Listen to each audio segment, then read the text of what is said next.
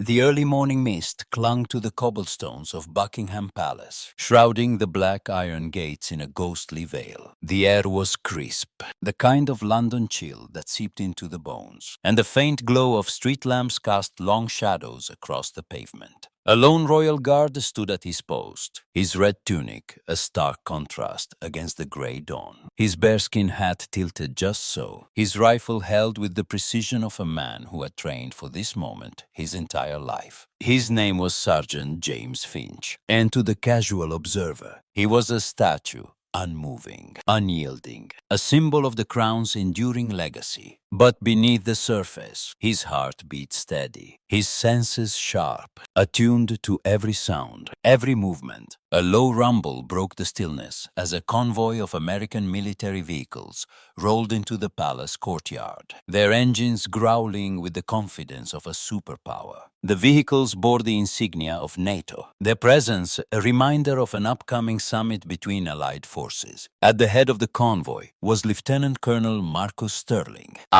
Marine with a reputation as hard as the steel of his Humvee. His uniform was crisp, his chest adorned with ribbons from campaigns in Iraq and Afghanistan. But his eyes carried the glint of disdain as they landed on the Royal Guard. To Sterling, men like Finch were relics, their ceremonial duties, a wasteful display of pageantry. In a world that demanded action, not theater, he stepped out of the vehicle, his boots hitting the ground with a deliberate thud, and strode toward Finch, his entourage trailing behind. The small crowd of onlookers' palace staff, early tourists, a few journalists watched in uneasy silence as Sterling stopped just inches from the guard, his voice cutting through the mist like a blade. "Salute me now. That's a direct order." Finch did not move, his gaze fixed on the horizon. But the weight of his stillness sent a ripple through the crowd. A silence so profound it felt louder than Sterling's command. Marcus Sterling was not a man accustomed to being ignored. At 45, he had spent over 2 decades in the Marines, leading men into the crucible of war, and emerging with scars and stories that had earned him both respect and fear. He had commanded units in the chaos of Fallujah, negotiated ceasefires in the mountains of Kandahar, and walked away from firefights that had claimed lesser men. His authority was absolute. His orders followed without question, and he wore his arrogance like a second skin. To him, the traditions of the British monarchy were a quaint anachronism, a parade of pomp that had no place in the modern world. He had voiced this opinion often, to his peers, to his subordinates, even to British officers at NATO briefings, dismissing their ceremonies as useless theater. Now, standing before Finch, he saw an opportunity to prove his point, to show that even the Crown's most stoic guardians would bend to his will. James Finch, at 32, was a different kind of soldier, a member of the Queen's Guard. He had been chosen for this post not just for his physical endurance, but for his unyielding commitment to the traditions he served. Before donning the red tunic, Finch had seen his share of combat 4 deployments with the British Army, including a classified mission in Syria, where he had dragged a wounded comrade to safety under enemy fire. His body bore the marks of those years, a scar across his left forearm from shrapnel, a slight limp when the weather turned cold. But it was his mind that set him apart, a discipline forged in the crucible of war and tempered by the legacy of the Crown. To Finch, the role of the Royal Guard was not mere ceremony. It was a sacred duty, a living testament to the values of honor, loyalty, and resilience. He stood at his post not for glory, but for the quiet dignity of those who had stood before him, and those who would stand after. The tension between the 2 men crackled like static as Sterling closed the distance, his face inches from Finch's. The Marine's voice dripped with mockery as he gestured at Finch's uniform, his bearskin hat, his polished boots. "What are you? A moving scarecrow," he sneered, loud enough for the crowd to hear. A few onlookers shifted uncomfortably, their eyes darting between the men. Sterling reached out, his fingers brushing the fabric of Finch's tunic, then gripping the barrel of the ceremonial rifle. A deliberate provocation. Finch's hands remained steady, his body a pillar of restraint, but his mind raced, calculating the implications of every move.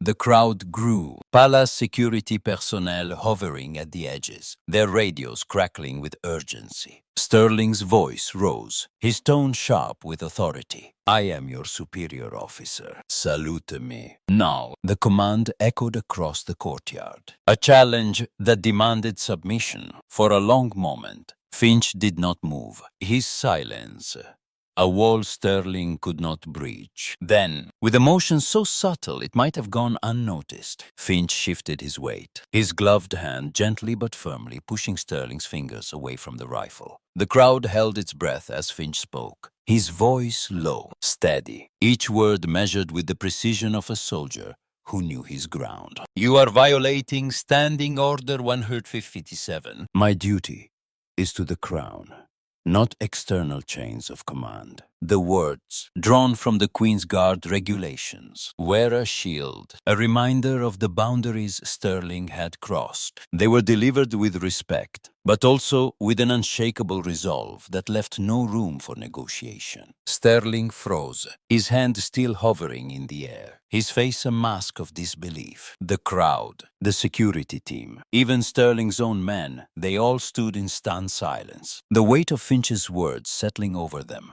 like the mist. The standoff broke as Captain Edward Harrow, Finch's commanding officer, stepped forward from the palace gates, his face a mixture of sternness and pride. Harrow, a wiry man with graying hair and a career spanning 3 decades, addressed Sterling directly, his tone clipped but professional. "Sergeant Finch is correct. His duty is to the crown, and he has followed protocol to the letter. Your actions, Colonel, are a breach of decorum." Sterling's jaw tightened, his eyes narrowing, but before he could respond, Colonel Robert Davis, the senior U.S. officer in the convoy, intervened. Davis, a seasoned diplomat as much as a soldier, recognized the potential for a diplomatic incident. He placed a hand on Sterling's shoulder, his voice low but firm, and ordered him to stand down. Sterling complied, his movement stiff with barely contained fury, and withdrew to the convoy, his men following in uneasy silence. As the Americans retreated, an older man stepped forward from the crowd, his weathered face framed by a gray scarf. He was a retired British soldier, his chest adorned with medals from conflicts long past, and his voice carried the gravel of experience. He looked at Sterling, then at Finch, and spoke with quiet authority. "You mistake silence for weakness, young man. That guard has more steel in him than you'll ever know." The words hung in the air, a rebuke and a defense, and the crowd murmured in agreement, their respect for Finch deepening with each passing second. The incident might have faded into obscurity, a minor clash witnessed by a handful of onlookers, but a tourist in the crowd had captured it on their phone. By midday, the video was uploaded to YouTube under the title "Royal Guard School's Arrogant Officer," and within hours, it had exploded across the internet. News outlets in the UK picked up the story, their headlines glowing with national pride. "Royal Guard stands firm against you.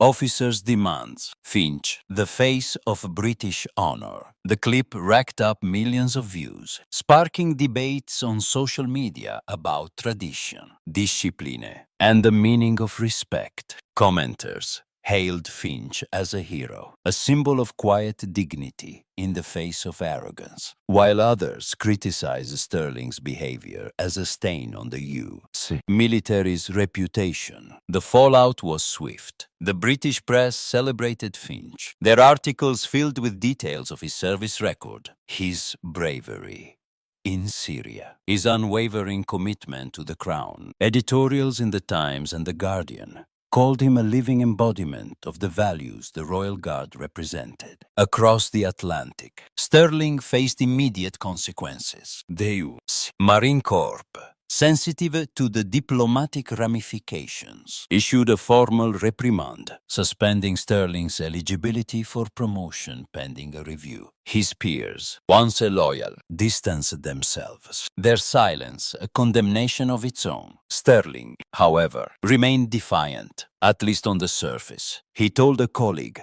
the incident was blown out of proportion, that he had been testing the guard's mettle. But in the quiet of his own thoughts, doubt began to creep in. He replayed Finch's words, the calm authority in his voice, the way he had stood his ground without raising a fist or a shout. For the first time, Sterling wondered if he had misjudged the man. Months later, the ripples of that morning continued to spread. Finch was summoned to a private ceremony at Buckingham Palace, where he was awarded a commendation for exemplary service, his name etched into the annals of the Queen's Guard. He stood, as he always had, his posture perfect, his face impassive, but his heart swelled with a quiet pride. Across the ocean, Sterling attended a NATO conference in Brussels, his demeanor more subdued than before. During a break, he approached a British general, a man he had known for years, and spoke in a voice stripped of its usual bravado. "Your man Finch."